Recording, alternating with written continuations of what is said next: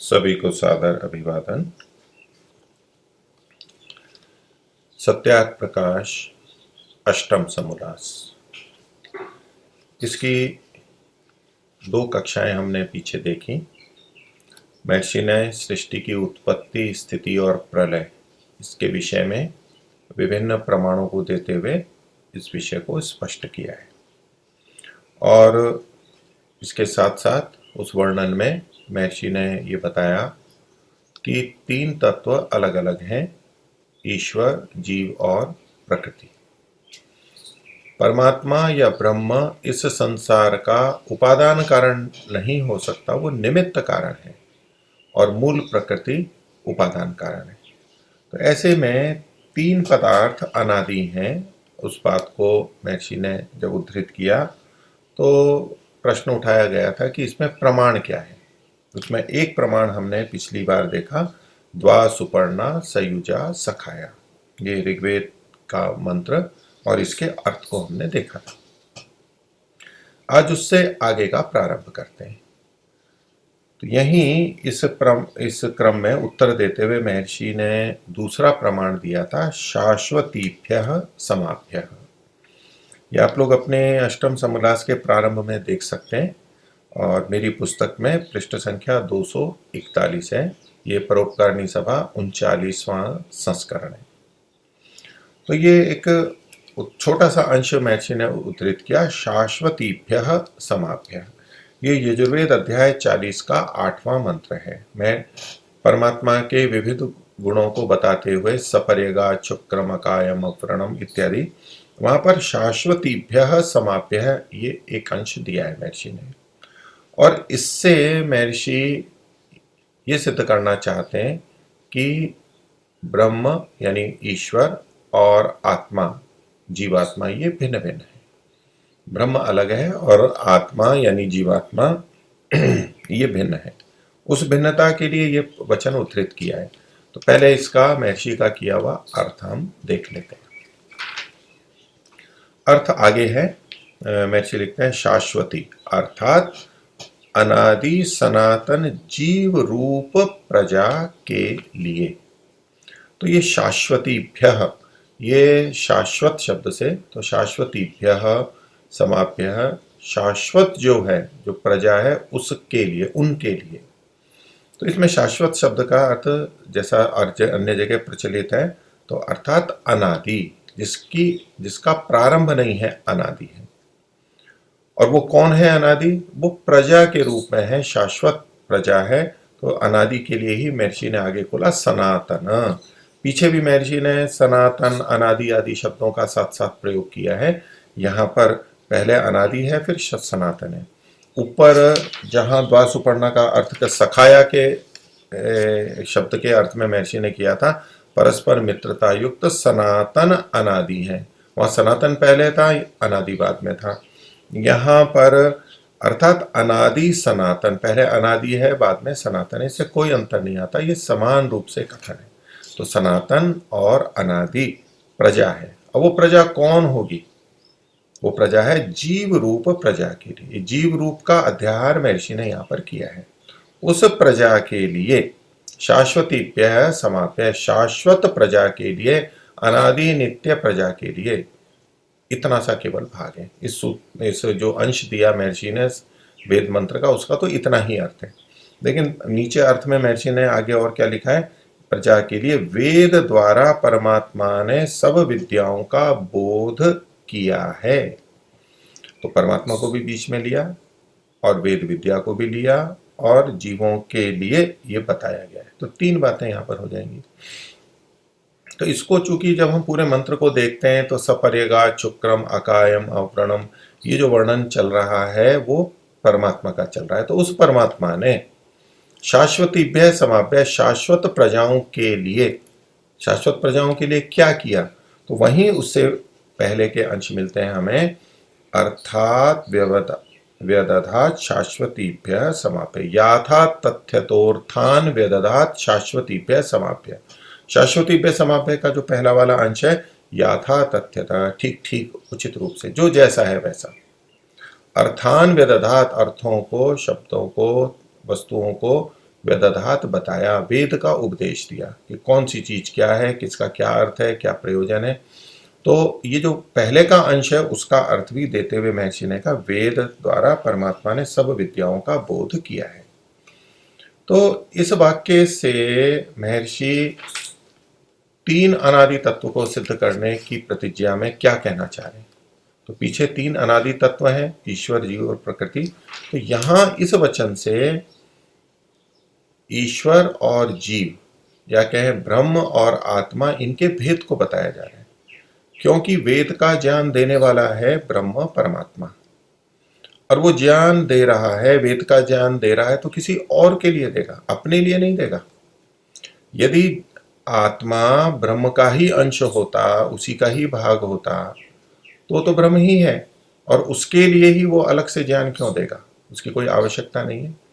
तो महर्षि इस वचन का कि जिसमें ईश्वर के द्वारा अपनी सनातन प्रजाओं के लिए वेद का ज्ञान दिए जाने की बात कही जा रही है, इससे यहाँ पर ये निष्कर्ष निकाल रहे हैं, ये प्रमाण दे रहे हैं कि देखो, ये देने वाला, वेद ज्ञान देने वाला भिन्न है, और जिसके लिए वेद ज्ञान दिया जा रहा है वो भिन्न है। इन दो की भिन्नता यहाँ पर बताई जा रही है। इसमें प्रकृति का उल्लेख नहीं है, लेकिन जीव और ब्रह्म की भिन्नता है, उसको सिद्ध करने के लिए महर्षि ने ये प्रमाण दिया है। यहाँ ये बताना प्रयोजन नहीं है कि परमात्मा ने वेद का ज्ञान दिया, ये तो प्रसंगवशात उसका अर्थ यहाँ लिखा है, लेकिन तात्पर्य किसमें है कि ये तीन अनादि तत्व हैं। क्योंकि पूर्व पक्षी ने पूछा था इसमें प्रमाण क्या है, तो महर्षि प्रमाण दे रहे हैं, इनकी भिन्नता, इनके अनादिपन का प्रमाण दे रहे हैं। और आत्मा भी शाश्वत है, ये प्रजा जो है समा है, शाश्वतीभ्य है समा पे, ये प्रजा शाश्वत है, सनातन है, अनादि है। क्योंकि जब ब्रह्म का अंश आत्मा को मान लेंगे तब भी कोई कह सकता है कि प्रजा तो ये फिर भी है, परमात्मा उनका पालन कर रहा है, उनके लिए सृष्टि की रचना कर रहा है, ऐसा कोई कह सकता है। लेकिन ये प्रजा यानी आत्माएं भी सनातन है, अनादि हैं, सदा से चली आ रही हैं, इसलिए वो किसी का अंश नहीं हो सकती, वो किसी से बनी हुई नहीं हो सकती। ये महर्षि ने दो प्रमाण दिए। अब इसी प्रसंग में एक और प्रमाण दे रहे हैं, और ये प्रमाण है श्वेताश्वतर उपनिषद का 4थे अध्याय का ये 5वां मंत्र है। अजाम एकाम लोहित शुक्ल कृष्णाम भव्यी प्रजा सृजमानाम स्वरूपाः अजो ह्येको जुषमाणो अनुशेते जहातेनाम भुक्त भोगाम अजोन्यः। तो ये जो श्वेताश्वेतर का अंश दिया इन्होंने महर्षि ने, और इसके बाद ही वहां पर श्वेताश्वतर में दूसरा एक और दिया गया है, द्वा सुपर्णा सयुजा सखाया। अभी जो हम प्रमाण पीछे देख करके आ रहे हैं जो कि ऋग्वेद का है, ये का ये वहां उपनिषद में भी दिया गया है, अर्थात ये दोनों साथ साथ में है, इसलिए उस प्रसंग में भी हम इसको देख सकते हैं कि ये तीन को बताने वाले हैं। तो क्या कहते हैं महर्षि, इसका अर्थ महर्षि का देख लेते हैं, फिर मूल को भी देखेंगे। महर्षि ने कहा, प्रकृति, जीव और आत्मा तीनों अज, अर्थात जिनका जन्म कभी नहीं होता, कभी ये जन्म नहीं लेते, अर्थात ये तीन सब जगत के कारण है, इनका कारण कोई नहीं है। तो जो मूल बात थी कि अनादि तत्व कितने हैं, तीन हैं, उन तीन का उल्लेख यहाँ पर आया है, और उसके लिए शब्द है अज। तो न जायते इति अज, जो उत्पन्न नहीं होता है, जिसका जन्म नहीं होता है, उसे अज कहते हैं। अब यहाँ जो ऊपर वचन दिया गया है उसमें एक जगह अजा शब्द है, एक जगह अज है, और दूसरी जगह भी अज है। पहला जो प्रारंभ है अजाम एकाम, अजाम एकाम, अजाम जो है ये अजा का है, अजा आकारांत स्त्रीलिंग का फिर अजाम बना हुआ है। तो चूंकि ये प्रकृति के लिए कहा जा रहा है और प्रकृति स्त्रीलिंग में है, इसलिए वहां पर अजा शब्द है। हम ऐसे नहीं कह सकते हैं कि भाई महर्षि ने तो लिखा है अज शब्द का प्रयोग है, तो मूल में तो एक जगह अजा है और दो जगह अज है। अजोह्य को अजोह्य को ये अजह है, ये आत्मा के लिए हो गया। और जहां तेना भुक्त भागाम अजो अन्य, अन्य जो अज है ये यहाँ पर भी अज है, लेकिन कुल मिलाकर के इसमें मूल शब्द तो अज ही है, पुल्लिंग के लिए अजह आएगा और स्त्रीलिंग के लिए अजा आएगा। लोक में अज और अजा, अज बकरे को बोलते हैं, अजा बकरी को बोलते हैं, वो अलग अर्थ में वहां पर प्रयोग किया जा रहा है। यहाँ ये बकरा या बकरी के लिए कथन नहीं है, ये विशेषण देते हुए कि 3 तत्व हैं जो कि अज हैं, उत्पन्न नहीं होते हैं। तो महर्षि ने जब लिखा कि ये अर्थात अज अर्थात जिनका जन्म कभी नहीं होता है, कभी भी नहीं होता है, ऐसा कथन किया, अर्थात ये अनादि है। इसको कहा कभी ये जन्म नहीं लेते, इनका होता नहीं है, ये जन्म नहीं लेते, तो अर्थात ये 3 सब जगत के कारण हैं। तो जिसका जन्म नहीं होता उसका कोई कारण भी नहीं होता है, जिसका कारण कुछ भी नहीं होता वही जन्म नहीं लेता है, जिसके कारण होते हैं वो तो जन्म लेने वाला हो जाता है, वो सादी हो जाता है, जिसका कोई कारण नहीं है वो अनादि होता है। तो इसलिए महर्षि ने कहा कि ये तो किसी इनका कोई कारण नहीं है, लेकिन ये अन्यों के कारण, ये 3 सब जगत के कारण हैं। तीनों जो हैं ये जगत के कारण है, ये जो कार्य जगत है इसमें ये तीनों कारण है, और इनका कारण कोई नहीं है, इनका कोई कारण नहीं है, इसलिए ये जन्म नहीं लेते हैं। अब यहां महर्षि ने जो लिखा कि ये 3 सब जगत के कारण है, तो प्रसंगवशात पीछे 2 कारण तो महर्षि ने बताए ही थे। 2 को कारण बताया था, मूल प्रकृति को उपादान कारण बताया था और ब्रह्म को निमित्त कारण बताया था। अब यहां आत्मा को भी जगत का कारण बताया जा रहा है। तो आत्मा जगत का कारण कैसे है और कौन सा कारण है?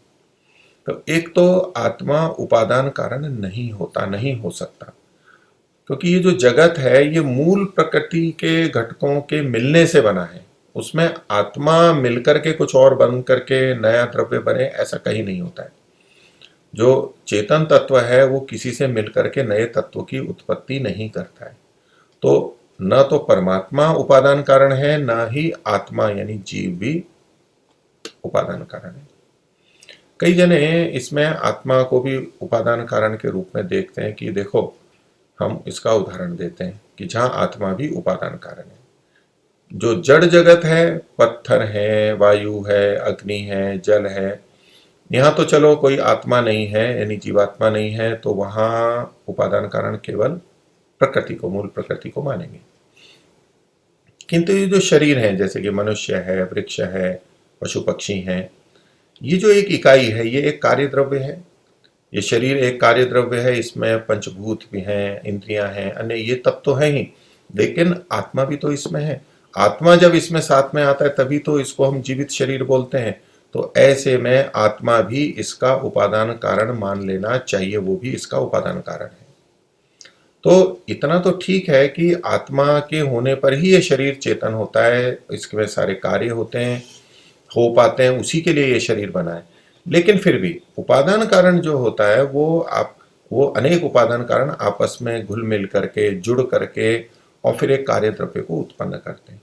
तो आत्मा ऐसा नहीं है कि आत्मा मूल प्रकृति से या इंद्रियों से और इनसे घुल मिल करके कोई ऐसी चीज बन गई है जो कि ये शरीर है। ये शरीर तो भूतों से ही यानी जड़ कारणों से ही बना हुआ होता है। आत्मा यहाँ पर विद्यमान है, इसलिए आत्मा को उपादान कारण नहीं माना जाएगा। लेकिन आत्मा को कारण तो महर्षि ने लिखा है, ये 3 सब जगत के कारण है, तो आत्मा भी इस जगत का कारण है। तो किस रूप में कारण है? तो आत्मा इस जगत का निमित्त कारण है। किस रूप में निमित्त कारण है? परमात्मा की तरह निमित्त कारण नहीं है। परमात्मा तो इस संसार का, कार्य जगत का बनाने वाला है, इस रूप में निमित्त कारण है। लेकिन आत्मा ने तो इस संसार को बनाया भी नहीं है, इसलिए वो परमात्मा की तरह से निमित्त कारण भी नहीं हो सकता है। लेकिन कारण तो निमित्त ही बनेगा, क्योंकि अन्य कोई कारण बन नहीं सकता है। लेकिन निमित्त कारण कैसे है?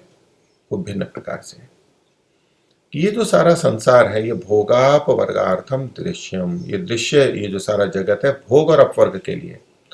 भोग किसके लिए होगा? भोग कौन करेगा? तो आत्मा करेगा।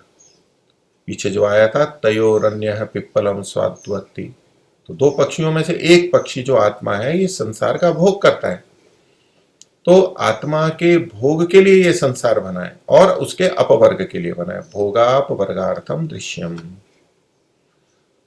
और ये संसार कर्म वैचित्र्यात् सृष्टि वैचित्र्यम, कर्मों की विचित्रता से, भिन्नता से इसमें कार्यों में भी भिन्नता होती है। विभिन्न शरीर बनते हैं, विभिन्न इंद्रियां, शक्ति, सामर्थ्य मिलते हैं। तो कर्म की विचित्रता से ये होता है। कर्म भी इसमें कारण है। और कर्म किसके हैं? वो आत्मा के हैं। आत्मा ने अच्छे बुरे कर्म किए हैं और प्रत्येक आत्मा को उसके कर्मों के अनुसार शरीर आदि की प्राप्ति होती है। तो इस दृष्टि से आत्मा भी कारण बन रहा है। एक तो आत्मा के किए हुए कर्म कारण बन रहे हैं, इसलिए आत्मा कारण बन रहा है। दूसरा, आत्मा के लिए ही तो ये सृष्टि रची गई है। परमात्मा अपने लिए तो रचेगा नहीं, उसको कोई आवश्यकता नहीं है। और प्रकृति जड़ है, उसके लिए कोई रचना हो नहीं सकती। प्रकृति तो रची गई है, प्रकृति तो दूसरे के लिए है। तो संघत परार्थत्वात् पुरुषस्य है। जो ये संघत चीजें हैं, कार्य जगत है, दूसरे के लिए है, वो चेतन के लिए, आत्मा के लिए। तो इस दृष्टि से आत्मा भी कारण है। यदि आत्मा नहीं होती तो इस सृष्टि की रचना नहीं हो पाती। परमात्मा करता ही नहीं, निष्प्रयोजन कार्य नहीं करता वो। तो इस दृष्टि से आत्मा भी कारण है। तो महर्षि का जो यहाँ पर वचन है, अर्थात ये तीन सब जगत के कारण है, इनका कारण कोई भी नहीं है। तो मूल प्रकृति उपादान कारण है, ईश्वर निमित्त कारण है, आत्मा भी निमित्त कारण है। लेकिन ईश्वर के निमित्त कारणत्व में और आत्मा के निमित्त कारणत्व में भिन्नता है। भिन्न भिन्न रीति से ये कारण बनते हैं। उसके आगे लिखते हैं कि इस अनादि प्रकृति का भोग अनादि जीव करता हुआ फंसता है। तो अनादि प्रकृति है, उससे बना हुआ कार्य जगत है। आत्मा कार्य जगत का ही भोग करेगा, उसका भोग करता है। तो और कौन करता है? ये अनादि जीव है, सदा से चला आ रहा है, वो सदा भोग करता रहता है। कभी करता है, कभी नहीं करता है, कभी मुक्ति में जाता है, लेकिन प्रवाह से वो करता रहता है। और ऐसा करते हुए वहां पर फंसता है, उसमें से एक। और उसमें परमात्मा न फंसता न उसका भोग करता है। परमात्मा इसी में रहता है, इसमें फंसता नहीं है, उसके बंधन में नहीं आता है। आत्मा तो बंधन में आता है और परमात्मा इसका भोग भी नहीं भोगता। परमात्मा को न तो अपने किसी दुख की निवृत्ति के लिए इन साधनों की आवश्यकता है और न ही आनंद या सुख की प्राप्ति के लिए। वो स्वयं आनंद से तृप्त है, उसको अन्य किसी आनंद की आवश्यकता नहीं है, वो अपने आप में तृप्त है। तो आत्मा ही आनंद से, सुख से रहित है, इसलिए वो आनंद पाना चाहता है, प्रकृति से आनंद प्राप्त करता है और दुख की निवृत्ति के लिए भी वो इन साधनों का उपयोग करता है। तो ये महर्षि ने अर्थ लिखा। हम इसको मूल भाग को भी थोड़ा सा और देख लें। कि महर्षि ने जो कहा ये तीन है, तो उसमें से अजाम, एकाम, एक तो ये अजा है। एक एक करके कहा गया, एक ये और एक ये। महर्षि तीन को तत्वों को सिद्ध करना चाहते हैं, तो क्या अजाम एकाम, एक अज है, ये स्त्रीलिंग में होने से इसलिए अजा एकाम। तीसरी पंक्ति में देखे अजो हेको, अजो ही एको, अजह ही एकह, एकह अजा और एक अज ऐसा है, उसके बारे में बताया, अभी देखेंगे। और अंत में कहा अजो अन्यः, अन्यः अजह, एक और अन्य अज है। तो ये भिन्न भिन्न तीन बताए गए हैं, एक ये एक अन्य।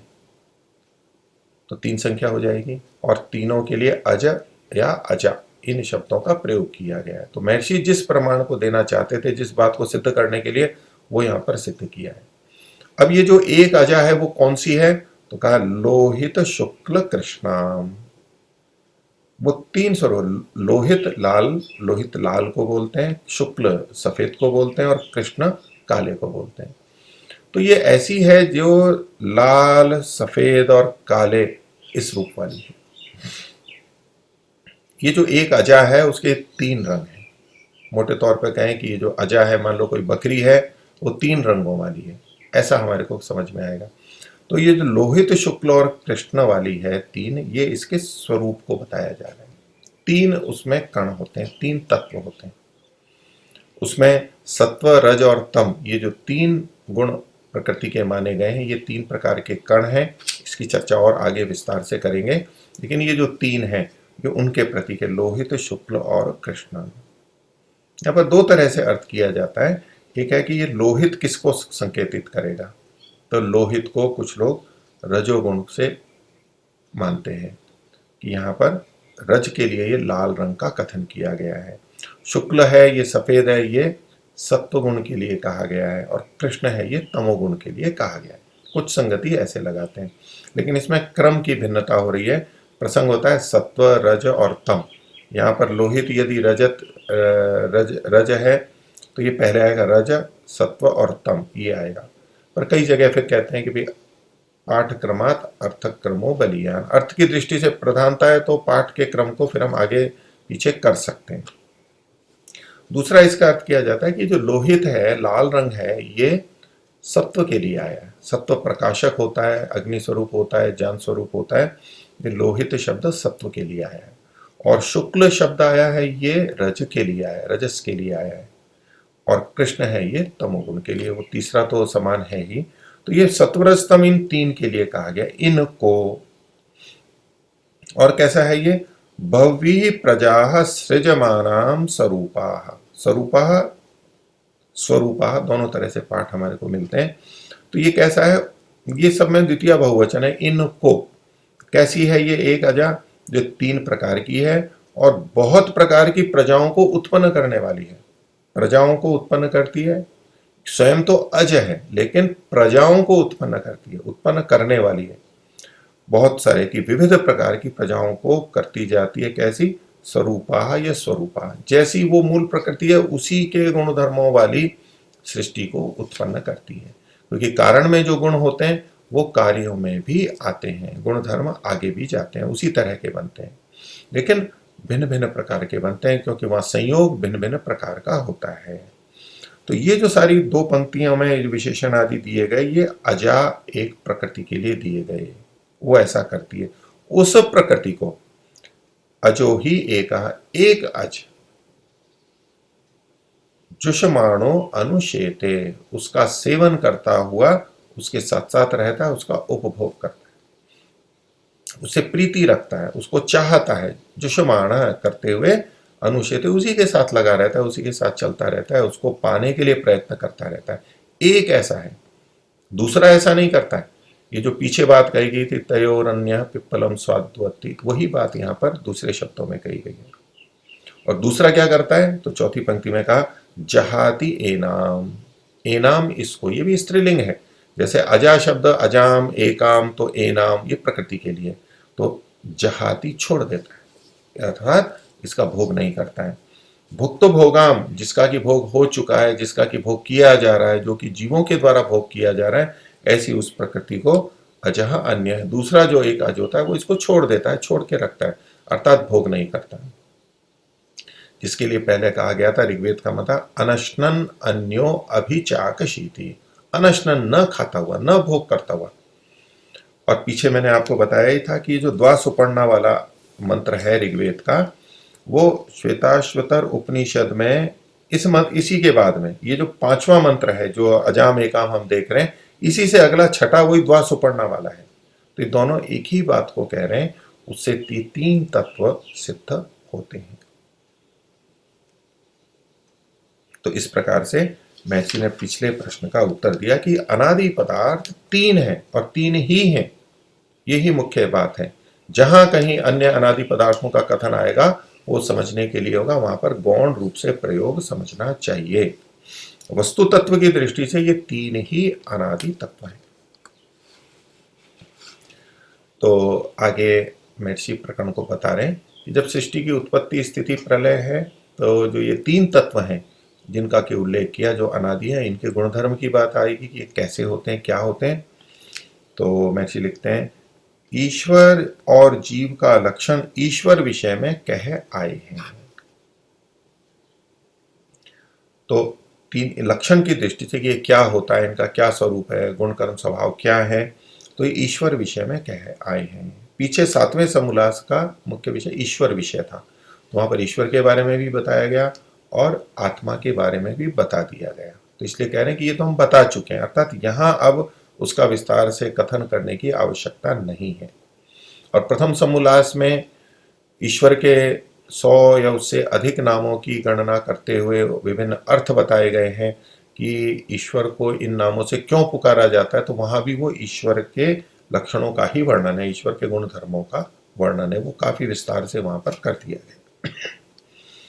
आगे कहते हैं अब प्रकृति का लक्षण लिखते हैं। अब जो हम बता रहे हैं ये प्रकृति का लक्षण बताया जा रहा है कि प्रकृति कहते किसको है और वो प्रकृति कैसी होती है, प्रकृति से क्या क्या बनता है, कैसे बनता है। क्योंकि हमारा इस समोल्लास का मुख्य विषय है सृष्टि की उत्पत्ति, स्थिति और प्रलय। परमात्मा तो प्रसंगवशात आया है कि बिना परमात्मा के बन नहीं सकती, और जीवात्मा भी प्रसंगवशात आया है कि तीन तत्व अनादि हैं। लेकिन मुख्य विषय है सृष्टि की उत्पत्ति, स्थिति और प्रलय। तो प्रकृति के लक्षण क्या है, प्रकृति के और क्या गुणधर्म है, इसकी चर्चा आगे और भी विस्तार से की जाएगी। तो इसलिए मैं ऐसे लगता है कि अब प्रकृति का लक्षण लिखते हैं।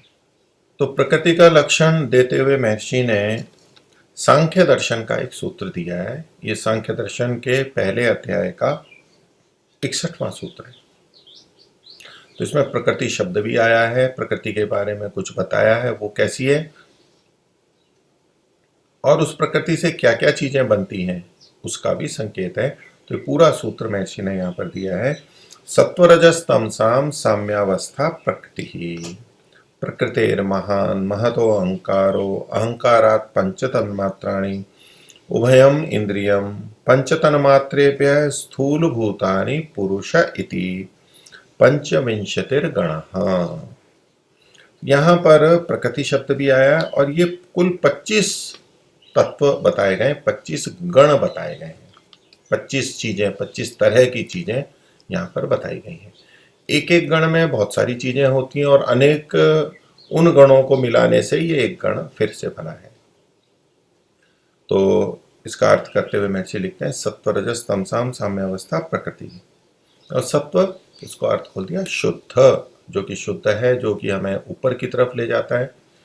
प्रकृति के सभी तत्व किसी न किसी अंश में हमारे को उपयोगी भी हैं और लेकिन बाधक भी बनते हैं। उनकी अधिकता होने पे बाधकता हो जाती है, लेकिन सत्व गुण की अधिकता हमें शुद्ध बनाती है और मुक्ति की तरफ ले जाती है। तो सत्व जो है वो शुद्ध है। रज है वो मध्य है, ये मुक्ति की दृष्टि से देखेंगे। और तमः है वो जाड्य है, अर्थात जड़ता। जड़ता, जड़ जो है ये तम गुण, तम का गुण है, वो जड़त्व को बताता है, जड़त्व उसका गुण है। ये वैसे सत्व, रज और तम, ये जो तीनों हैं, तीनों ही जड़ हैं। मूल प्रकृति भी जड़ है, अर्थात जब हम जड़ और चेतन की बात करते हैं उस दृष्टि से प्रकृति पूरी जड़ है। लेकिन अब यहाँ पर जो सत्वरज तम तीन में तम के आगे जाड्य अर्थात जड़ता को लिखा है, इसका ये अर्थ नहीं है कि केवल तमोगुण ही जड़ होता है, बाकी सत्व और रज जो है वो चेतन हो जाएंगे, ये नहीं अभिप्राय है। यहाँ पर तीनों ही तत्व की दृष्टि से तो तीनों जड़ ही हैं, चेतन नहीं है। लेकिन इन तीनों में यहाँ जड़ता का अभिप्राय है स्थिरता, जिसमें गति नहीं होती है, स्थिरता होती है, जो स्थिरता को प्रदान करता है, स्थिति को बनाता है, वो जड़त्व होता है। वो तम के कारण से होता है, तम नाम का कण होता है। और रज जो है ये बीच का, ये सक्रिय होता है, क्रियाशील होता है। और सत्व है ये शुद्ध रूप में है, ये ज्ञान रूप में है। योग दर्शन में जिसके लिए कहा प्रकाश क्रिया स्थितिशीलम भूतेन्द्रियात्मकम भोगापवर्गार्थम दृश्यम। तो प्रकाश, क्रिया और स्थिति, ये प्रकाश जो है ये शुद्ध है, ज्ञान है, शुद्ध करने वाला है। विभिन्न शब्दों से इसका प्रयोग किया जाता है। और रज है वो क्रियाशीलता को देता है, और क्रियाशीलता मध्य है। क्रिया अच्छी भी हो सकती है और बुरी भी हो सकती है, दोनों प्रकार की हो सकती है। उसके माध्यम से हम विभिन्न कार्यों को कर पाते हैं, और कार्यों को कर पाते हैं तभी मुक्ति को प्राप्त कर पाते हैं। इसी तरह से जो तम या जाड्य है वो शारीरिक दृष्टि से या वस्तुओं की दृष्टि से जड़ता हमारे लिए बहुत उपयोगी है। हमारा भवन यदि स्थिर है, स्थिति को प्राप्त है, हम उपासना कर रहे हैं तो शरीर स्थिर है, स्थिति को प्राप्त है, तो ये हमारे लिए उपयोगी होता है। लेकिन मन के स्तर पर कहा जाता है कि सात्विक स्थिति होती है तो ज्ञान और विवेक की स्थिति होती है, राजसिक स्थिति रजोगुण की प्रधानता होती है तो चंचलता होती है, और तमोगुण की प्रधानता होती है तो आलस्य होता है, कुछ ज्ञान नहीं होता है, बोध नहीं होता है, मूर्छा होती है, तंद्रा होती है, समझ में नहीं आती है बात। ये जो सारी चीजें रहती हैं, इस दृष्टि से उसको निंदित माना गया है। कार्य जगत प्रकृति की दृष्टि से तो ये तीनों ही हमारे लिए उपयोगी होते हैं, भिन्न भिन्न रूप में उपयोगी होते हैं। तो ये जो सत्व, रज और तम अर्थात जड़ता, तीन वस्तु मिलकर जो एक संघात है, ये जो तीन वस्तुएं हैं, तो महर्षि ने इन तीन के लिए वस्तु शब्द का प्रयोग किया है। ये विशेष ध्यान देने योग्य है। सामान्यतया हम जो क्या करते हैं कि सत्व रज तम के साथ में गुण शब्द का प्रयोग करते हैं। शास्त्र में भी मिलता है सत्वगुण, रजोगुण और तमोगुण, गुण शब्द का प्रयोग किया जाता है। तो एक तरफ जब हम गुण और गुणी का प्रयोग करते हैं तो गुणी तो होता है द्रव्य और गुण होते हैं उसके धर्म, उसमें रहने वाले। तो इस दृष्टि से प्रकृति गुणी हुई और सत्वरस्तम उसके गुण हुए, यानी उसके धर्म हुए। जैसे अग्नि के गुण होते हैं, जल के गुण होते हैं, तो अग्नि और जल ये तो द्रव्य हो गए और उनके जो गुण है वो उसके धर्म विशेषताएं होगी। तो ये जो हम सामान्यतया गुण शब्द का प्रयोग करते हैं उन अर्थों में, यहाँ भी गुण शब्द को देख करके ऐसा ही अर्थ करने लगते हैं, समझने लगते हैं। हमें लगता है, प्रतीत होता है कि ये सत्वरस्तम जो है वो गुण है। तो इस दृष्टि से महर्षि ने जो यहाँ पर वस्तु शब्द का प्रयोग किया, ये विशेष ध्यान देने योग्य है। ये जो सत्व रज और तम है ये घटक हैं, तत्व हैं। इसमें इनके कुछ अलग अलग धर्म है, जो प्रकाश, क्रिया, स्थितिशील आदि जो धर्म बताए वो इनके धर्म हैं, लेकिन ये अपने आप में कण हैं। और इन तीन का जो एक संघात है, मूल बात थी कि प्रकृति क्या है, तो सत्व रजस तमसाम साम्यावस्था प्रकृति। ये जो साम्यावस्था है, जब वो मूल प्रकृति के मूल रूप में रहते हैं, अपने अपनी स्व स्थिति में रहते हैं, उसको साम्यावस्था कहते हैं। सब अपनी अपनी स्थिति में है, वो कण अलग अलग फैले हुए हैं सब जगह पे, और जब मिलते हैं आपस में संयोग होते हैं, नए नए द्रव्य बनते हैं, ये इसकी विषमावस्था कहलाती है। तो जो कार्य जगत है ये विषमावस्था कहलाती है। विषम का मतलब कोई गलत अर्थ में नहीं है, ये तो उपयोगी है। बिना विषम हुए तो हमारे को लाभ ही नहीं मिलेगा, हमारी सृष्टि की रचना ही नहीं हो पाएगी। तो यहाँ मूल प्रकृति साम्यावस्था है और कार्य जगत विषमावस्था है। किनकी? इन सत्वरस्तम की। तो सत्वरस्तम की जो साम्यावस्था है उसको प्रकृति कहा गया, वो मूल प्रकृति है। और ये जो कार्य जगत है इसको भी हम जब प्रकृति कहते हैं तो ये गौण रूप से प्रकृति का प्रयोग करते हैं। ये कार्य जगत है, ये कार्य प्रकृति है। यदि इसको भी हमें प्रकृति शब्द से प्रयोग करना है तो मूल प्रकृति और कार्य प्रकृति ऐसे भेद करेंगे, नहीं तो मूल प्रकृति को केवल प्रकृति शब्द से कहेंगे और कार्य जगत को और कार्य प्रकृति को सृष्टि या जगत के रूप में हम प्रयोग करेंगे। तो सत्वरस्तम इन तीन वस्तु मिलकर जो एक संघात है उसका नाम प्रकृति है। अब हमें ये थोड़ा समझना है इस विषय में कि ये संघात क्या है। सामान्यतः संघात जो है सम्यक रूप से उसको जोड़ देना, पास में आना, ये संघात के रूप में आता है। तो यदि हम प्रकृति को इसी रूप में देखें, संघात शब्द महर्षि ने प्रयोग किया है, तो प्रकृति यदि सत्वरस्तम के संघात से बनी है तो इसका मतलब है कि प्रकृति बनी है और सत्वरस्तम उसके घटक हैं, अवयव हैं। तो जो चीज बनी होती है और जिसके घटक होते हैं वो अनित्य होती है, वो सादी होती है, वो अज नहीं हो सकती, उसका जन्म नहीं हुआ ये नहीं कह सकते। अभी पीछे मूल प्रकृति को अजा कहा गया और अनादि कहा गया, सनातन कहा गया, तीन मूल तत्व कहा गया, इनका कोई कारण नहीं है ये कहा गया। तो सत्वरस्तम के मिलने से कुछ चीज बन गई, जैसे कि बूंदी के लड्डू हो तो बूंदी अलग अलग है और मिला करके एक लड्डू बना दिया, तो ऐसा कुछ है, ऐसा कुछ नहीं है। वो या संघात का मतलब एक समूह है, केवल इतना ही कथन करना है। सत्वरस्तम को मिला करके और कोई नई चीज बन गई हो उसका नाम प्रकृति है, ऐसा हम नहीं मान सकते। मिलकर के महर्षि ने लिखा है, लेकिन जो संघात है वो ऐसा अर्थ लेने पे तो मूल प्रकृति अनित्य हो जाएगी और महर्षि के ही शब्दों का वहां पर विरोध आ जाएगा। तो महर्षि ऐसा तो विरोध नहीं करेंगे। अभी अभी अनित्य अनादि लिख करके आ रहे हैं, नित्य और अनादि लिख करके आ रहे हैं, अज लिख के आ रहे हैं, तो ये बनी भी नहीं है, लेकिन ये एक नाम दिया गया है।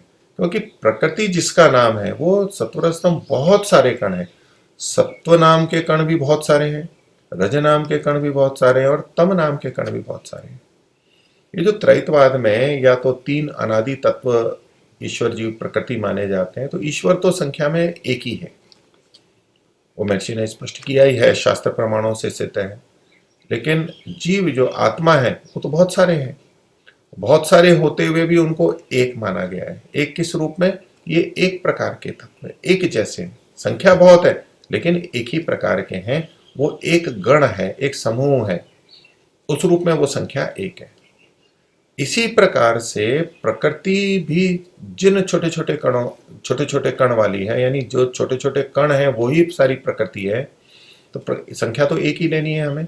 एक संख्या कैसे आएगी? प्रकृति जब उसका नाम हम रख देंगे तो ये जो बहुत सारे कण हैं, तीन प्रकार के जो जड़ कण हैं, जड़त्व वाले हैं, यानी ये अचेतन है। अब जड़ शब्द से वो तमोगुण की तरफ जाता हुआ दिखता है, लेकिन वैसे चेतनता से विपरीत जो अचेतन है, ये तीनों कण अचेतन है। तो ये बहुत सारे हैं और उनका जो समूह है, जो साम्यावस्था में उनका समूह है, उसका पूरे का नाम प्रकृति है और वो एक ही कही जाती है। तो ये सत्वर स्तंभ वस्तु हैं और इनको मिलकर के जो संघात है उसका नाम प्रकृति है। संघात का मतलब कोई चीज बन गई है ऐसा अर्थ नहीं लेना है। तो प्रकृति को अज और अनादि मानते हुए इस वाक्य की संगति लगेगी। आगे कहते हैं उससे किससे? प्रकृति से। महतत्व बुद्धि, महतत्व बनता है, महतत्व को ही बुद्धि नाम से कहा गया है। तो पहले ये अलग अलग थे, छोटे छोटे कण थे। जब वो मिले, परमात्मा ने उनको मिलाया और जो पहला तत्व बनाया वो महत होता है। वो उसका आकार पहले से बड़ा होता है, क्योंकि जब छोटे छोटे कण अलग अलग होते हैं और वो मिलते हैं तो उनका जितना एक एक का आकार है, परिमाण है, वो सब अनेक मिलेंगे तो उससे बड़ा बन जाएगा। आज भी कार्य जगत में हम ऐसा ही देखते हैं। तो ये जो पहला महत्पना आया, बड़प्पन आया, ये महत तत्व है। यदि भी उसके आगे भी मिल मिल करके बने हैं तो वो बड़े बड़े बने हैं और अधिक बड़े बने हैं, किंतु वहां मूल रूप से पहली बार जो ये बड़ापन आया, नहीं तो पहले अलग अलग कण बिखरे हुए थे, वो सब मिला के मिलके जो बड़ा बना वो महतत्व है। और इसी को बुद्धि तत्व भी कहा गया। बुद्धि है, बुद्धि जो हमारी इंद्रिय है, जो कि हमें ज्ञान में सहायता करती है, निर्णय में सहायता करती है, वो ये तत्व है। और बुद्धि जो है वो प्रकाशित करने में कारण बनती है, इस रूप में देखते हैं।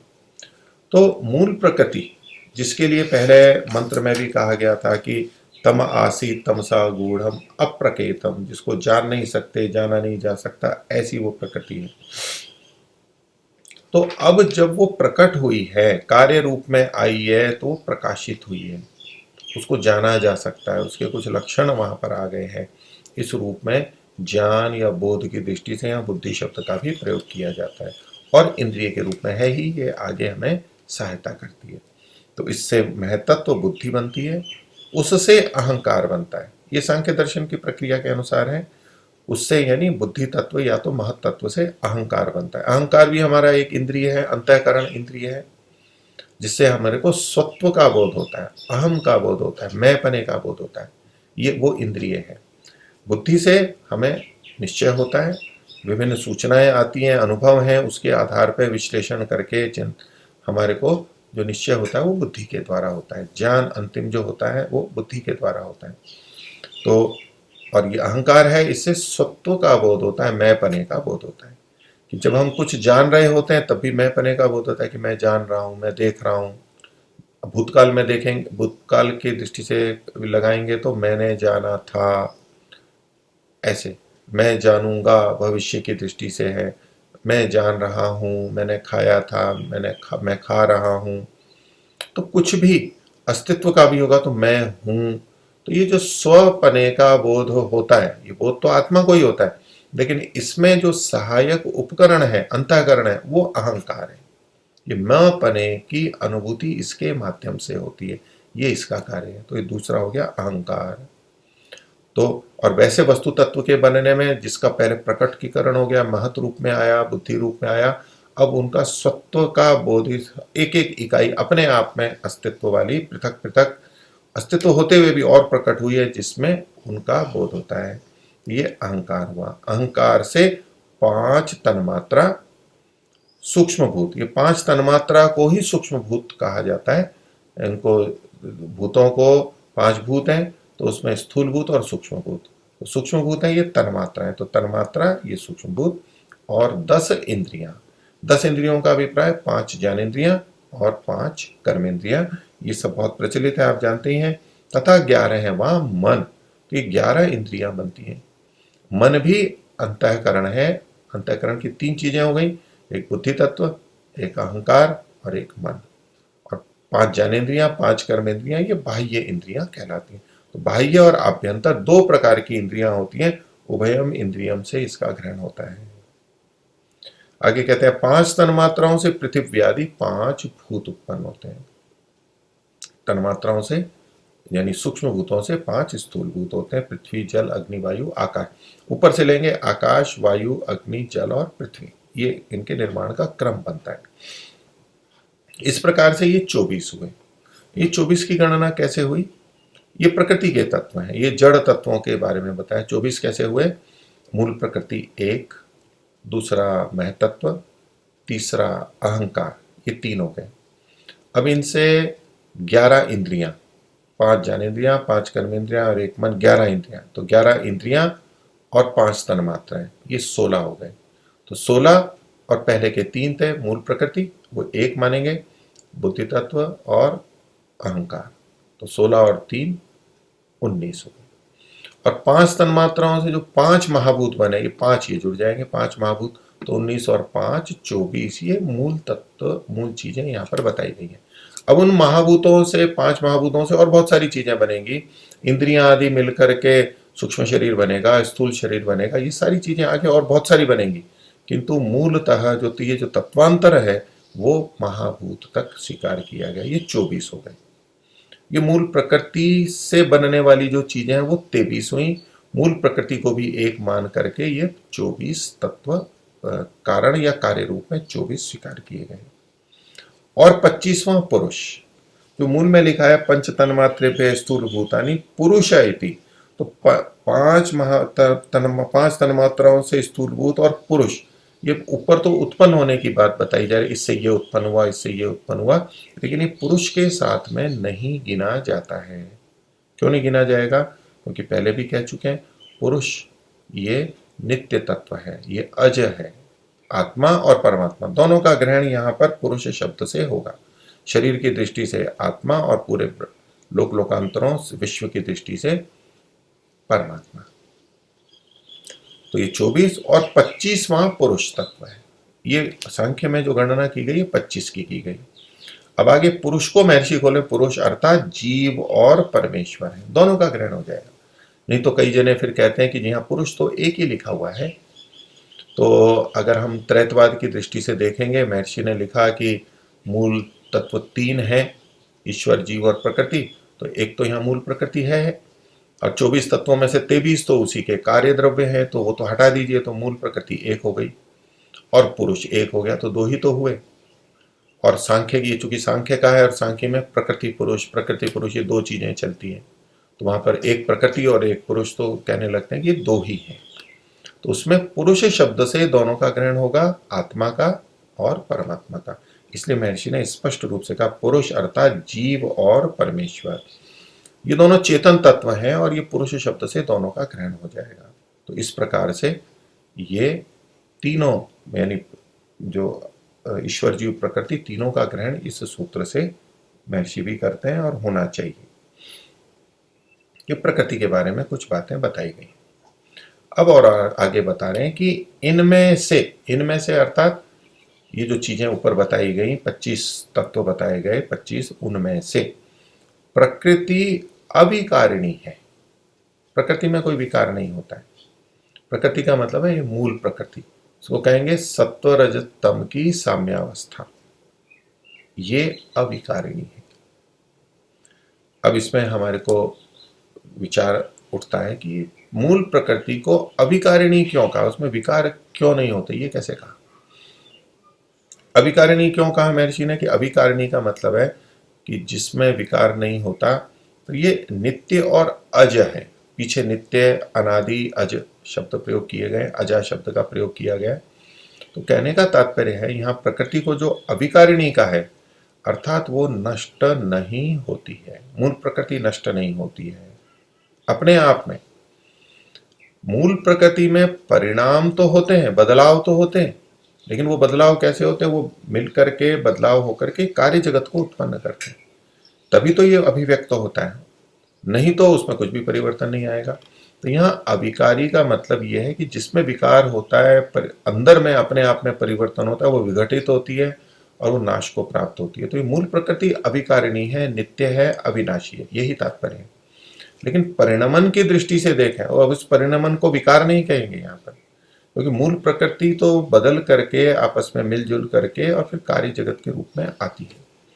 इसीलिए योग दर्शन व्यास भाष्य में प्रकृति की नित्यता को परिणामी नित्यता कहा गया। प्रकृति नित्य है, लेकिन उसकी नित्यता कैसी है? परिणामी नित्यता है। और आत्मा परमात्मा की जो नित्यता है वो अपरिणामी नित्यता है, ये कूटस्थ नित्य है। आत्मा और परमात्मा कूटस्थ नित्य है, उसमें ऐसा परिवर्तन नहीं होता, विकार नहीं होता कि वो एक दूसरे से मिल करके, घुल मिल करके कुछ नए द्रव्यों को बना दें। इसीलिए आत्मा और परमात्मा को उपादान कारण नहीं माना जाता।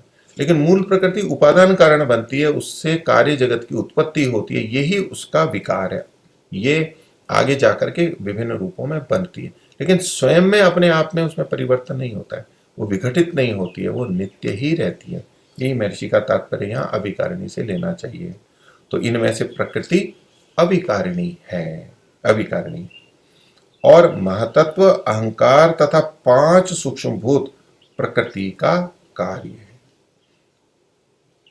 तो मूल प्रकृति से पीछे बताए चुके, महतत्व बना है, महतत्व से अहंकार, 5 तन्मात्र, 5 सूक्ष्मभूत, ये प्रकृति के कार्य हैं, प्रकृति से ये बने हैं, कारण और कार्य।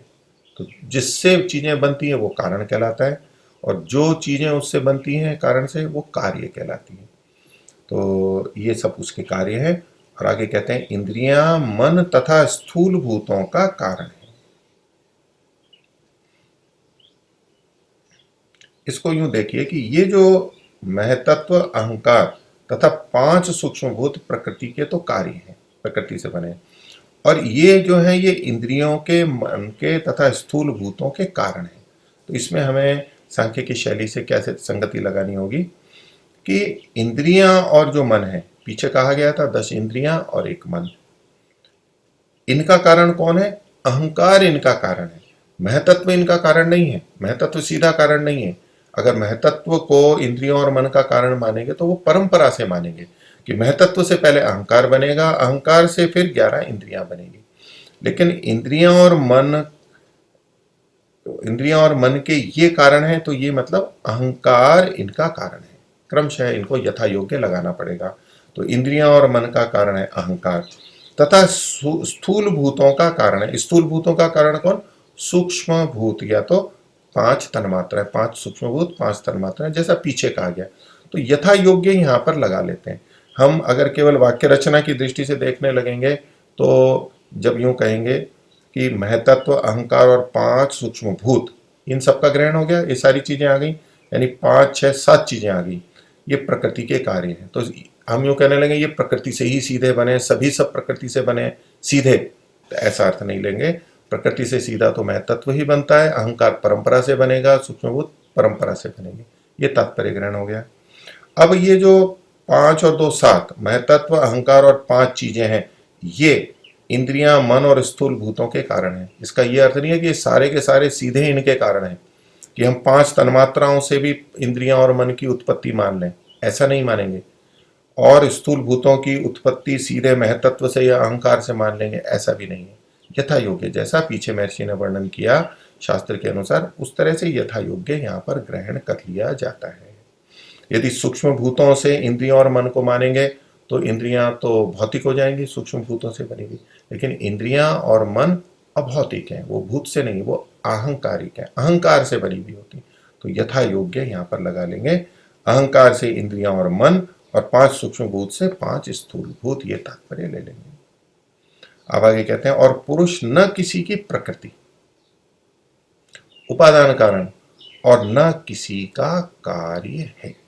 3 बातें कही हैं। देखिए, ये जो पुरुष है, और पुरुष शब्द से आत्मा परमात्मा दोनों का ग्रहण महर्षि कर चुके हैं, ये किसी की प्रकृति नहीं है, किसी की भी प्रकृति नहीं है। सत्वर स्तंभ की साम्यावस्था है, वो प्रकृति है, तो जिससे कार्य उत्पन्न होता है उसे प्रकृति कहते हैं। तो जिससे मतलब जो उपादान कारण के रूप में होता है। तो परमात्मा और आत्मा, इनसे कोई भी द्रव्य उत्पन्न नहीं होता है। इनके मिलने से, घुल मिलने से कोई भी द्रव्य उत्पन्न नहीं होता है। न तो आत्मा परमात्मा मिलकर कोई कार्य द्रव्य उत्पन्न कर सकते हैं, न बहुत सारी आत्माएं आपस में मिलजुल करके और किसी कार्य द्रव्य में परिणत हो सकती हैं, और न ही आत्मा परमात्मा सत्वर स्तंभ से मिलकर के किसी कार्य रूप में परिणत हो सकते हैं। ये कारण नहीं है, ये इसलिए ये प्रकृति नहीं है। और इसी को दूसरे शब्दों में कहा कि ये उपादान कारण नहीं बनते। लेकिन ये तो कहा था कि कारण है, तो कौन से कारण होंगे? तो निमित्त कारण, जैसा हम पीछे समझ करके आए हैं। आगे कहा न किसी का कार्य है, ये किसी के कार्य भी नहीं है कि मूल प्रकृति से बाकी चीजें तो बनी हैं, बाकी चीजें मूल प्रकृति के कार्य हैं, साक्षात या परंपरा से हम कह सकते हैं। लेकिन आत्मा और परमात्मा के लिए है कि ये किसी का कार्य नहीं है, किसी से बने नहीं है, ये इनका कोई उपादान कारण नहीं है, ये स्वयं भी किसी के उपादान कारण नहीं है। ये स्वयं भी किसी के उपादान कारण नहीं है और इनका भी कोई उपादान कारण नहीं है, ये कहना चाहिए। क्योंकि जो सांख्य का सूत्र है उसी शैली में अगर कोई बिना समझे पढ़ता जाए तो क्या प्रकृतिर महान महतो अहंकार है, तो आगे जाकर के स्थूल भूतानी पुरुषायति, तो पंच तन्मात्रे पे स्थूल भूतानी पुरुषायति, तो 5 तन्मात्राओं से स्थूलभूत उत्पन्न हुआ और पुरुष भी उत्पन्न हुआ, ऐसा कोई अर्थ लगा लेगा। इसलिए ये सारे के सारे स्पष्टीकरण महर्षि ने दिए हैं कि यहां यही अर्थ गृहीत होगा। तो यहां प्रकृति का भी वर्णन हो गया और उसके साथ साथ परमात्मा का भी, आत्मा का भी वर्णन हो गया। तो अब इतना स्पष्ट हो गया कि जो कार्य जगत है इसके बनने से पहले मूल प्रकृति थी, परमात्मा भी था और आत्मा भी था, तीनों थे। लेकिन कार्य जगत का उपादान कारण केवल प्रकृति थी, सत्व और स्तंभ ही थे, बाकी जो दो हैं वो निमित्त कारण थे। ये हमारे को एक दृष्टि स्पष्ट हो गई। तो कार्य जगत जो कि हमारे को दिखाई देता है, हमारे को अनुभव में आता है, उसके हम कहते हैं कि इसकी सत्ता है। तो ये जो सत्ता है अभिव्यक्त रूप है, इससे पहले क्या था? अब ये जो 3 तत्व हैं तो वो तो फिर सत्ता हो गई, इन 3 की सत्ता माननी ही होगी। लेकिन कुछ कुछ शब्द हमारे शास्त्रों में ऐसे मिलते हैं जिसको पूर्व पक्षी भिन्न रूप में देख रहा है, तो वो प्रश्न एक खड़ा कर रहे हैं। प्रश्न है, ये एक पक्ष रखा जा रहा है। यहां अभी प्रारंभ में 4 वचन दिए गए हैं, ये उपनिषदों के वचन दिए हैं। एक शतपथ ब्राह्मण का है, तो 3 उपनिषद के हैं। तो पहला छांदोग्य का कि सदैव सौम्य इदम अग्र आसीत, तो सौम्य उद्बोधन दिया गया, मृदु हे प्रिय। श्वेत केतु को ये कहा जा रहा है कि ये जो सृष्टि बनी उससे पहले हिरण्यगर्भ समवर्तता अग्रे, अग्रे अथवा सबसे पहले। तो वहां जो हमने पीछे नासदीय सूक्त का भी देखा था, वहां पर तम आसीत तमसा गूढ़म अग्रे, सृष्टि बनने से पहले। तो कहते हैं सद एव, सौम्य तो उद्बोधन हो गया कि अग्र, अग्र मतलब अग्रे, पहले, सद एव आसीत, सत था, अर्थात अभाव से उत्पन्न नहीं हुए थे, शून्य से उत्पन्न नहीं हुए थे, सत कुछ ना कुछ था। तो अब वो सत था, कोई वो एक ही सत था, क्या था? ये एक वचन मिला। दूसरा वचन एक और तैत्तिरीय उपनिषद का है, पीछे वाला ये छांदोग्य का है। तो क्या असद्वा इदम अग्र आसीत, तो क्या पहले अग्रे, इदम असत आसीत, ये असत था, पहले असत था, अर्थात सत नहीं था, विद्यमान नहीं था, तो असत था, यानी तो शून्य था, कुछ भी नहीं था। अब ये जो दोनों वचन है ये परस्पर विपरीत प्रतीत होंगे। एक वचन कह रहा है कि पहले रचना, इस जगत की सृष्टि के पहले सत था, दूसरा कह रहा है कि असत था। तो भाई क्या था? एक ही हो सकता है, या तो सत होगा या असत होगा। ये दो परस्पर ऐसे गुण नहीं है कि कहें कि भाई ये व्यक्ति है, ये पिता है, कोई कहता है पुत्र है। या तो पिता हो सकता है या पुत्र हो सकता है, दो कैसे हो सकते हैं? नहीं, दोनों हो सकते हैं। पिता, उनके दादा की दृष्टि से वो पुत्र है और उसके अपने पोते की दृष्टि से वो पिता है, तो ये तो घट जाएगा उन जगह। लेकिन ये जो सत और असत है कि विद्यमान है या नहीं है, ये तो परस्पर विपरीत प्रतीत होते हैं, या तो भाव होगा या अभाव होगा, तो ये परस्पर विरुद्ध कथन प्रतीत होते हैं। प्रश्नकर्ता ये कहना चाह रहा है कि आप देखिए आपने तो एकदम स्पष्टता से ईश्वर जीव प्रकृति को कहा, वो तो सत्य ही है, लेकिन ये वचन तो देखो सत्य के भी मिलते हैं तो असत का भी वचन मिल रहा है, ये परस्पर विरुद्ध है। आगे बृहदारण्य का एक अन्य वचन दे रहे हैं, आत्मा व इदम अग्र आसीत। ये पहले कौन था? पहले आत्मा थी, आत्मा था। बोले पहले तो कहा कि सत था, फिर कहा असत था, फिर कह रहे हैं कि आत्मा था। अभी इनमें तो भिन्नता हो गई। आत्मा था इसका मतलब है केवल आत्मा था और कुछ नहीं था। आप तो ये कह के आ रहे हो कि तीन चीजें हैं, ईश्वर जीव प्रकृति। अब आत्म शब्द से तो परमात्मा का ही ग्रहण होगा, एक ही चीज कही जा रही है तो, लेकिन इसका मतलब है प्रकृति तो नहीं थी, फिर केवल आत्म तत्व था। और उसी आत्म तत्व से फिर ये जीवात्माएं भी बन गई और उसी आत्म तत्व से ब्रह्म से ये प्रकृति यानी माया ये कार्य जगत बन गया, ऐसा अर्थ वो लेने लगते हैं। तो देखो आत्मा व इदम अग्र आसीत, केवल आत्मा ही था, ये कथन भी मिल रहा है। तो ये प्रश्नकर्ता पक्ष वाला विरोधाभास दिखाना, विरोध दिखाना चाहता है कि देखो ये तो ऐसे ऐसे कह रहे हैं, आपकी मान्यता से तो कुछ भिन्न बातें कही जा रही हैं। अथवा एक जिज्ञासु है जो जानना चाहता है कि जी ये महर्षि ने ये बातें कही हैं और यहाँ ऐसा ऐसा मिल रहा है, तो इनकी संगति कैसे लगेगी, तो वो विरोध कर रहा है। अभी चौथा वचन क्या? ब्रह्म वा इदम अग्र आसीत, पहले केवल ब्रह्म था, पीछे आत्मा शब्द कहा, यहाँ पर ब्रह्म शब्द कहा। अब कोई या तो कहे कि ब्रह्म और आत्मा एक ही हैं तो संगति लगेगी, ये तो कहेगा आत्मा मतलब जीवात्मा था, दूसरा कहता है कि नहीं ब्रह्म था, तो ये भी भिन्नता हो जाएगी। तो ये उपनिषदों के वचन कहे गए। ये शतपथ ब्राह्मण का है। तो हे श्वेत के, तो यह जगत सृष्टि के पूर्व, सृष्टि ये जगत सृष्टि के पूर्व क्या था? जगत को इन्होंने जोड़ दिया है। देखिए ये प्रश्नकर्ता ने, यह जगत सृष्टि के पूर्व क्या था? सत था, दूसरा असत था, दूसरे प्रमाण से, तीसरे प्रमाण से आत्मा था और तीसरे प्रमाण से ब्रह्म रूप था। पहले तो ये था और बाद में कैसे फिर बन गया ये? तो पश्चात फिर अब ये उपनिषद के वचन दे रहे हैं, तद ऐक्षत बहुश्याम प्रजा ये इति। तो उसने तत्व यानी उस ब्रह्म या तो परमात्मा ने ऐक्षत इच्छा की, बहुश्याम में बहुत हो जाऊं, एक से बहुत हो जाऊं, था तो एक लेकिन मैं विविध हो जाऊं, अनेक हो जाऊं, प्रजा ये इति मैं उत्पन्न हो जाऊं, प्रकट हो जाऊं विभिन्न रूपों में।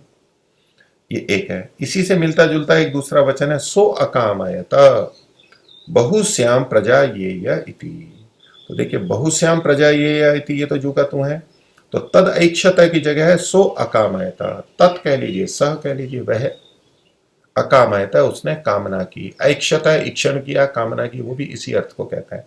तो दोनों एक ही बात, एक ही तात्पर्य को कहते हैं। तो कहते इन्होंने हिंदी में अर्थ लिखा, वही परमात्मा अपनी इच्छा से बहुरूप हो गया है। वही परमात्मा, जो प्रसंग से परमात्मा का उल्लेख प्रसंग आ रहा है, ब्रह्म का कथन आ रहा है, वो परमात्मा अपनी इच्छा से, ऐक्षता और अकामयता इनकी तरफ संकेत करते हुए, इनसे अर्थ लेते हुए कहते हैं वो अपनी इच्छा से, अर्थात स्वयं, किसी और ने उसको आदेश नहीं दिया, यानी और कोई तत्व नहीं था कि पहले चेतन हो, किसी ने उसको आदेश दिया कि आप ऐसा करो और फिर वो ऐसा हो गया। इसका ऐसा करेंगे तब तो एक तत्व और मानना पड़ेगा। तो ये जो अद्वैत को मानने वाले हैं या एक ही तत्व को मानने वाले हैं, वो उस तरह से अर्थ करते हैं कि परमात्मा अपनी इच्छा से स्वयं था और बहुरूप हो गया। तो जब अद्वैत वालों को कहते हैं कि ये ब्रह्म तो एक ही था, फिर अनेक रूप में कैसे हो गया? एक ही तत्व था वो, तो उसके लिए तो प्रकृति भी चाहिए। तो कहते हैं नहीं, देखो शास्त्र का प्रमाण है कि मैं बहुत हो जाऊं और वो बहुत हो गया, यानी वो एक भी बहुत हो सकता है। तो ऐसे वो शब्द प्रमाण को प्रस्तुत करते हैं, वो अपने आप बहुत हो गया। पूर्व पक्षी एक बात और कह रहा है, ये सब अद्वैत की तरफ के जो पक्ष वाले हैं उनकी ओर से इस तरह की बातें कही जाती हैं। तो एक और वचन है ये, इन्होंने सामान्यतः लिखा है क्या कि सर्वम खलविदम ब्रह्म नेह नानास्ति किंचना, यह उपनिषद का वचन है। अब किस उपनिषद का है, कहाँ का है, ये दो वचन एक ही जगह के, दो जगह के, ये तो अभी नहीं कहा, महर्षि इसको स्पष्ट करेंगे। लेकिन ये वचन इकट्ठा मिला हुआ है। इसका तात्पर्य क्या है कि सर्वम खलविदम ब्रह्म, जो यह जगत है, खलु इदम, सर्वम खलु इदम, इदम खलु सर्वम, ये जो सारा का सारा है, ब्रह्म, खलु मतलब निश्चय से, वह सब निश्चय करके ब्रह्म है। तो जो अद्वैत वाले होते हैं वो कहते हैं ये सब ब्रह्म ही ब्रह्म है, ये जो कार्य जगत है जो दिखाई देता है ये ब्रह्म ही ब्रह्म है, ब्रह्म ही ब्रह्म है। न इह नाना अस्ति किंचन, इह नाना किंचन न अस्ति, यहाँ कुछ भी भिन्न भिन्न नहीं है, कुछ भी अलग नहीं है, यानी दूसरा कुछ भी नहीं है। हिंदी में देखो इन्होंने अपनी बात को लिखा है, उसमें दूसरे नाना प्रकार के पदार्थ कुछ भी नहीं। ये जो हमें दिखाई दे रहे हैं भिन्न भिन्न नाना पदार्थ, ये तो भ्रांति है। उनकी दृष्टि से वो ऐसा ही बोलते हैं, ये तो सब भ्रांति है, जो नाना दिखाई दे रहा है तो भ्रांति है, वास्तव में केवल एक ही है। तो उसमें दूसरे नाना प्रकार के पदार्थ कुछ भी नहीं है, इसको कुछ भी नहीं है ये तत्व मज्ञान माना जाता है उनकी दृष्टि से। किंतु सब ब्रह्म रूप है, केवल ब्रह्म ही है और कुछ नहीं है। जो भ्रांति में है उनको अनेक चीजें दिखाई देती हैं, वो गलत मान लेते हैं, वास्तव में तो एक ही ब्रह्म है, ऐसा ही समझना चाहिए। तो इन सब के माध्यम से प्रश्नकर्ता या पूर्व पक्षी एक तो जगत के पहले भिन्न भिन्न चीजों का उद्धरण कर रहा है, ये था क्या था कुछ स्पष्ट नहीं है, या तो केवल ब्रह्म था और अकेला ब्रह्म ही था, कार्य जगत में भी वही बना है, ऐसा वो सिद्ध करना चाहता है। अब महर्षि ने इसका उत्तर दिया है, उसको हम आगे अगले प्रसंग में देखेंगे। आज का विषय इतना ही रखते हैं।